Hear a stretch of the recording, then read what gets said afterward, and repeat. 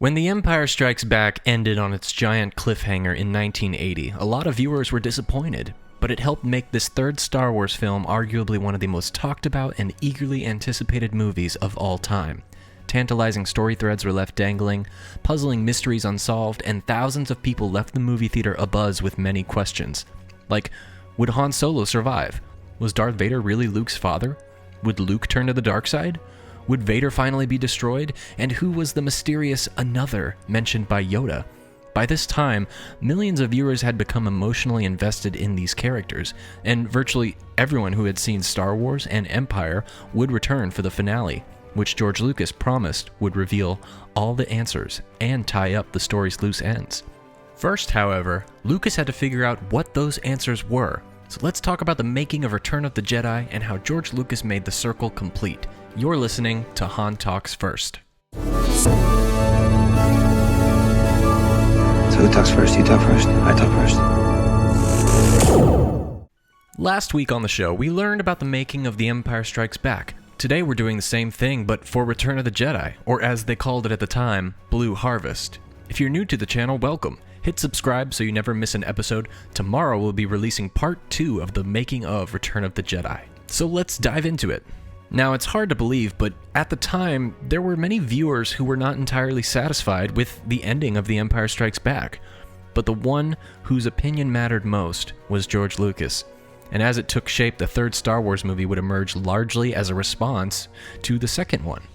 Lucas believed that the more introspective, adult approach of Empire had proven difficult for younger viewers, who had made the original picture so successful.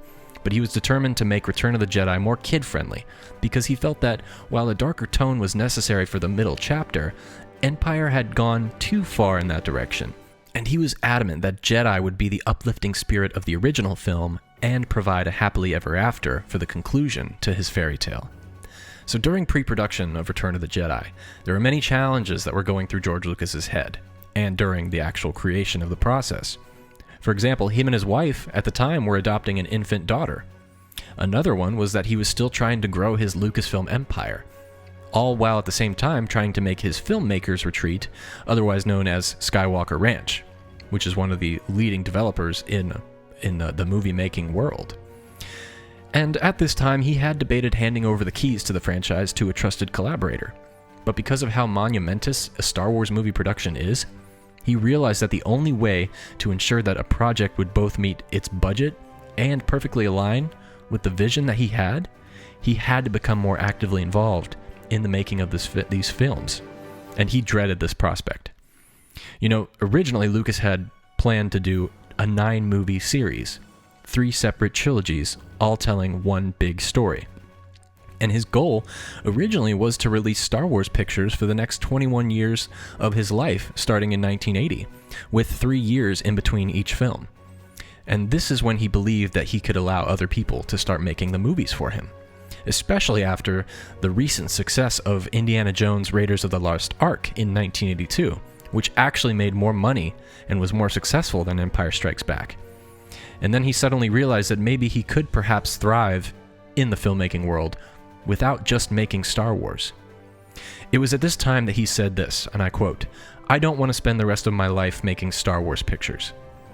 So then he made the momentous decision that Return of the Jedi would be the last Star Wars film, or at least the last one for a long, long time. Now let's talk about some of the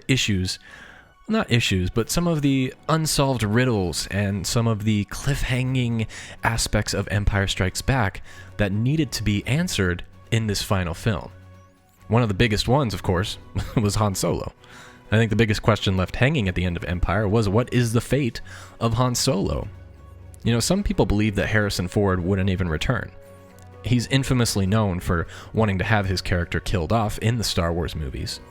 And in the making of Empire, that's one of the reasons why we talked about last week. Lando Calrissian was introduced into this story to take place as a possible substitute in Han Solo's place if he wasn't able to make it back into the third installment of the trilogy. And because of the Empire's success and some wooing from the producers, Harrison Ford eventually said he would return, and I have a quote here saying from him, "The reason I returned was because morally it felt like the right thing to do." Now, I take that as him being overwhelmed by the success of Empire Strikes Back and wanting to come back so he can make some more of that cash money. And even at this time, he still insisted that his character be killed off at the end. We'll get more into that later. Another major question that needed answered in this Return of the Jedi film was the comments made by Yoda.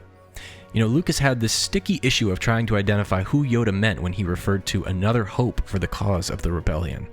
And this question was perhaps the biggest because Lucas was flooded with letters from fans begging to know who Yoda was talking about. He often talks about this in some of these books that I've read, learning about this, the making of. And tons of fans sent in letters after Empire, wanting to know many questions. But the main one that he got flooded with was, who was Yoda talking about? Lawrence Kasdan, the assistant writer for Return of the Jedi, who also wrote Empire, and George Lucas also had no idea at the moment that they wrote that into the script. Mark Hamill even had his assumptions about who Yoda could be talking about. He once thought that Yoda was referring to a character that could possibly replace Luke in the final film, if for some reason they didn't want to have Mark Hamill back. I have a quote from him that says, "It seemed designed to make you feel that Luke's expendable, and it's a cheap trick, but it works." So before Lucas decided to cancel the sequel trilogy he was going to make, that character Yoda was referring to was supposed to become a central figure in episodes 7 through 9. And we now know that that didn't happen. But instead, they turned it into Princess Leia. And we'll talk about how they came to that final decision a little bit later as well. And one of the other big major questions that needed to be answered in this last film was affirming that Luke is Vader's son. So with those major plot points that had to be decided on, let's jump into the actual process of writing the script. In 1980, George Lucas wrote out 3 story outlines before he wrote his first rough draft of the screenplay.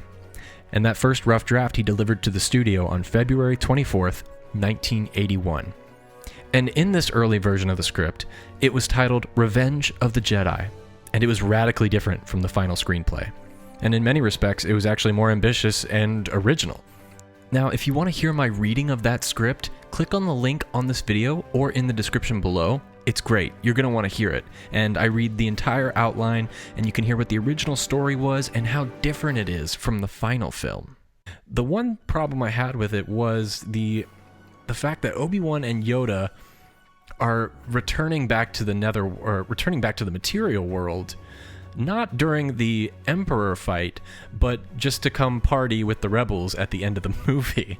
And I did like that early on in this time period, back in 1981, George Lucas already knew that Master Yoda was so incredibly powerful that he had to be the one to go up against the Emperor, and Obi-Wan would go up against Vader, both trying to cloud their minds while Luke would attack.